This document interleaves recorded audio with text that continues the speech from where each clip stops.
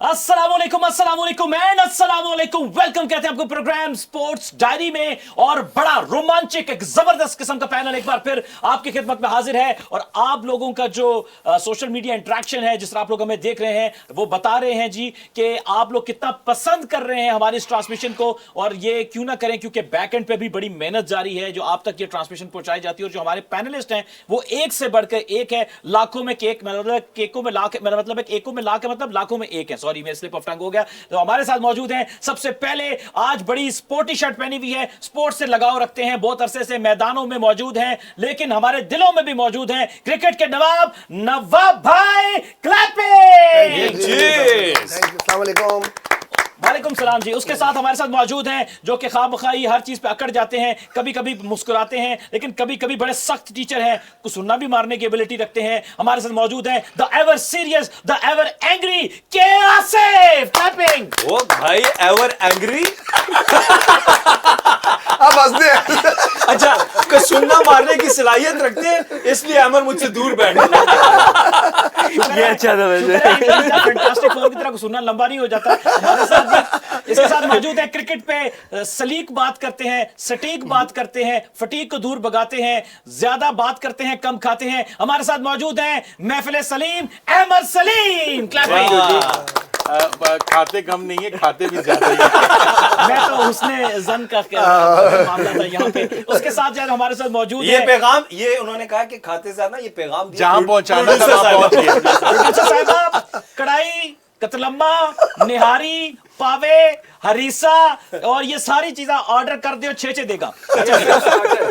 ये स्टार्टर। इसके साथ हमारे साथ मौजूद हैं, नौजवान हैं, तीर कमान हैं, जज्बात ये भी रखते हैं और बड़े कम बात करते हैं, लेकिन बड़ी शुस्ता बात करते हैं। हमारे साथ मौजूद है नबील। अस्सलाम वालेकुम। तालियां ठोको भाई, तालियां ठोको। चीज नबील भाई। अच्छा, जिसके साथ हमारे साथ मौजूद हैं जस्ट लाइक स्लिम स्मार्ट, मैं इनको कहता हूं कि हमारी ट्रांसमिशन के बीपी स्पेसर भी हैं, ये हमारे बहुत ही प्यारे दोस्त, हम सबके जानी हसनैन हमदानी। ये हमदानी भाई ना थोड़ा थोड़ा मुझे इस टाइम इस एंगल से ना स्टीव रिचर्ड्स भी लगे। क्या बात है। फैंटास्टिक फोर के जो क्या बात है जनाब, क्या बात है। भाई को पसंद आई ये बात। नहीं, स्टीव उनके हेड जो होते हैं, अगर आप मुझे थोड़ी सी और भी इजाजत देते ना, तो मैं ये कह देता कि थोड़े से अगर ये बाल और बड़े कर लेते तो मुझे ऋतिक रोशन भी लगते। नहीं ये हसनैन, सर आप उनको ग्लोबल लेके जा रहे हैं, आप उन्हें फिर एशिया में ला रहे हैं, वापस एशिया में ला रहे हैं। ओहो, मैं वापस आपको हम तो हसनैन को इसलिए मैं इसलिए इस पे हंसा हूं कि हम भी आपको कहते हैं कि आप ना ऑजीज फास्ट बॉलर की तरह, मेरी टीम के आप फास्ट बॉलर थे। यस हाँ, लेकिन ऑसीज इतना हंसते नहीं है, वो गुस्से में रहते और सर आज हमारे साथ गुस्सा लेके आए जरा। ग्राउंड में जनरेशन भी है, ग्राउंड में मैं भी जेन ज़ी गुस्से भी में है। नबील साहब ग्राउंड में जेन सीरियस ज़ी रहे भी- हैं। हाँ, नबील भाई को तो हमने पहले इंट्रोड्यूस कराया था। नहीं, जेन ज़ी भी है ना। हाँ, जेंजी भी हैं, जेंजी भी एक इसमें हैं। नहीं, एक जेंजी और भी आएंगे ना हमारे साथ, अभी आगे अभी फिलहाल ना फिलहाल। आपने अभी एक छोटी सी बात की कि ऑस्ट्रेलियंस जैसे ग्राउंड के अंदर रहते हैं, एग्रेसिव रहते हैं। नवाब भाई कैन कंफर्म एज वेल, ये हमें सिखाया भी जाता था। ग्राउंड से बाहर हम बहुत शुगर लगाते थे, बहुत ज़्यादा नॉन सीरियस रहते थे, लेकिन जैसे ही गेम ग्राउंड में स्टार्ट होती थी तो जो है गेम फेस ऑन हो जाता। फेस ऑन हो जाता था। उधर से वो दोनों भाइयों ने तो तबाही निकाली हुई है जी।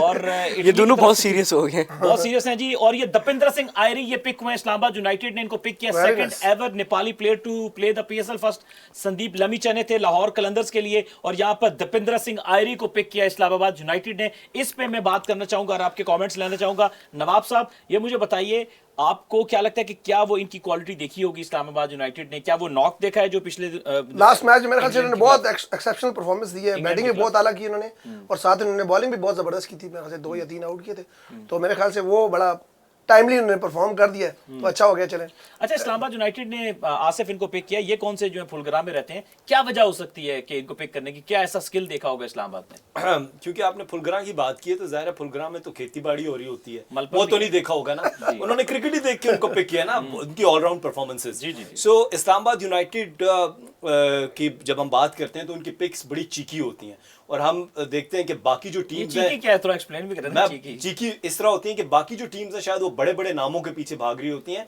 इस्लामाबाद यूनाइटेड जो है वो देखती है कि जो रीसेंट फॉर्म चल रही है T20 क्रिकेट की, वो चाहे बेशक छोटी नेशन से भी हो, या वो उनकी जो टीम है वो ज्यादा अच्छा परफॉर्म ना भी कर रही हो, तो वो उस प्लेयर को पिक करती है। तो आई थिंक ये इस्लामाबाद यूनाइटेड के लिए अच्छा फॉर्म में साबित हो सकते हैं। अच्छा, इसी आसिफ की बात को आगे लेके चलूंगा, क्योंकि इस्लामाबाद यूनाइटेड का ये कि ग्लोबली T20 को बहुत फॉलो करते हैं। या T20 क्रिकेट को फॉलो करते हैं तो उनको इवन एसोसिएट नेशन से भी कोई अच्छा तगड़ा प्लेयर नजर आए तो वो ले लेते हैं। जैसे लास्ट ईयर भी इस साल भी उनके साथ आंद्रे गाउस हैं, साउथ अफ्रीकन प्लेयर थे, बेसिकली अमेरिका चले गए, वहां से खेल रहे हैं और इस साल भी उनके साथ मौजूद हैं। अब दपिंद्रा सिंह आयरी को भी उन्होंने पिक किया है। आप इस पिक को कैसे देख रहे हैं?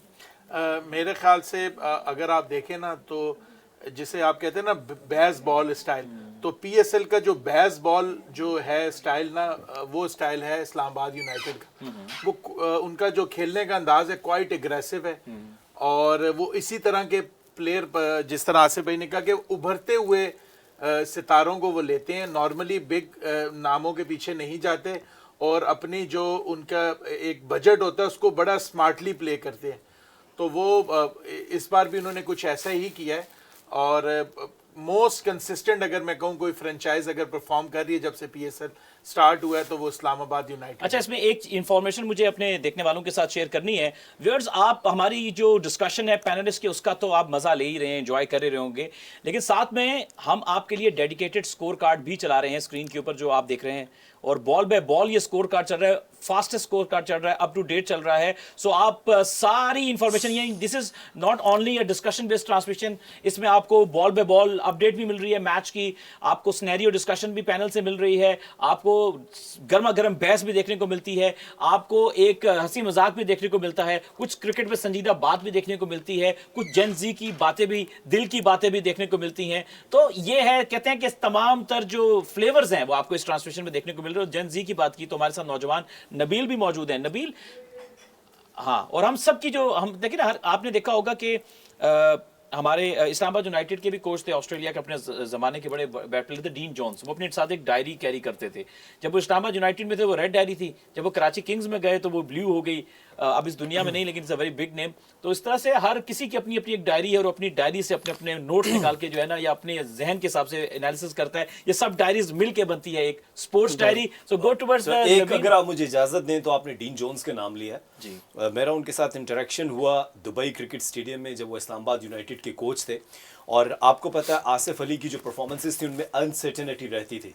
तो आसिफ अली उस मैच में भी उन्होंने 2 छक्के लगाए और आउट हो गए और इस्लामाबाद यूनाइटेड हार गई। जो बीइंग एन पिंडी बॉय, हम इस्लामाबाद को सपोर्ट करते थे। तो अब आपने अपनी टीम अलग करनी, अब हमने अपनी टीम अलग कर लिया, हम आपसे अलग हो गए, अमर साहब आपसे अलग हो गए जी, ठीक। सो मैंने जब वो प्रेस कॉन्फ्रेंस के लिए आए तो मैंने डीन जोन्स से क्वेश्चन किया कि Dean, I would like to ask you about Asif Ali, that is a very good smasher but he is not a finisher. तो डीन जोन्स ने मेरे क्वेश्चन को बड़ा उन्होंने एंग्री लिया और मुझे उन्होंने कहा, are you kidding me, next question. अच्छा, जब थोड़ा सा हमारे जो फॉरेनर कोचेज हैं वो गुस्से में आए तो हमारे जर्नलिस्ट थोड़ा सा जरा पीछे भी बैकफुट पे चले जाते हैं। तो कोई क्वेश्चन दोबारा नहीं हुआ and he came back to my question, see actually our spinners are not performing well, openers did that, fast bowlers are not in the form, so you got my answer. मैंने कहा, no Dean, I would like to ask you about the finishing quality of Asif Ali. Still the question is there that he could hit, he could smash anywhere, but he couldn't finish the game. Dean Jones बड़े गुस्से में आ गए और कहा, are you really kidding me? Are you really kidding me? और जिस diary का तस्करा करें उन्होंने वो डायरी उठाई और प्रेस कॉन्फ्रेंस छोड़कर चले गए। और मुझे पाकिस्तान क्रिकेट बोर्ड की जो मैनेजमेंट है उनकी तरफ से बड़ा आया कि यार आप डीन जोन्स को क्रिकेट सिखा रहे हैं। मैंने कहा जी मैं क्रिकेट नहीं सिखा रहा, मैं सिर्फ उनसे एक सवाल पूछ रहा था। लेकिन डीन जोन्स की बड़ाई देखिए कि उन्होंने मुझे रात को ट्विटर पे फॉलो किया और मुझे इनबॉक्स एक मैसेज भेजा। उसमें उन्होंने कहा कि मैं आपसे सॉरी करता हूं कि मैं हार्श हो गया था, लेकिन एक्चुअली आसिफ अली की बेटी जो है वो ब्रेन कैंसर से लड़ रही है, इसलिए वो क्रिकेट के ऊपर ज़्यादा वो नहीं कर पा रहे कॉन्सेंट्रेट। ये बात आप किसी को मत बताइए। और हमने लेटर ऑन देखा कि फिर आसिफ अली की बेटी की डेथ हो गई और कराची में वंस अगेन डीन जोन्स ने मेरे सवाल का तस्करा किया प्रेस कॉन्फ्रेंस में और उन्होंने कहा, one of the particular journalist asked me this particular question about Asif Ali. His daughter is not well and she's suffering with cancer.